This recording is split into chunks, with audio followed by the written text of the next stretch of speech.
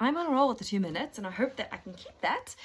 Oh, the three body problem. Okay, so I read it because it was going to be on Netflix, and I am a huge science fiction fan, whether it's in the movie form or in the book form. And so I decided to get myself a copy of this book and try to read it before it made its way to Netflix. I got this book at the Book Lounge in Cape Town. I should actually have put this in one of my iconic books, marks of iconic locations, when I was there on holiday.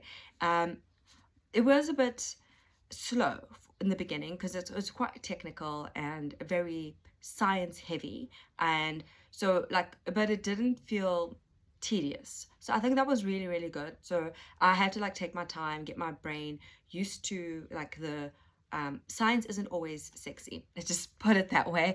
It can be very bland, and they're talking about like the equipment that they use and all of that, and you're working through all of this, and I'm not afraid of that sort of thing. I read a lot of science fiction and speculative fiction, but there was when I've spoken to people who have watched the series and haven't read the book, and I told them it would have been better if they read the book first, because the series gets you to the answer a lot sooner, whereas this book helps you work with the problem. And while I'm busy grappling with the characters, another thing that I really like, I'm definitely going to go over the 2 minutes when I talk about this book, but another thing that I really loved about this book is that, one, it didn't spoon feed you, but it also didn't like magically skip to the next point. There are some books where there's a problem and you're grappling with it, but then the author kind of like cheated their way to the end, and you just couldn't. There was this huge gap, and it's like, I don't know how this person figured it out, or they figured it out because they're like super intelligent, more intelligent than anyone on the planet, or the author intentionally hid information from you. In this book, it didn't feel like that. I didn't feel like I was being misled. I didn't feel like I was being spoon-fed. I didn't feel like they were concealing critical evidence from me.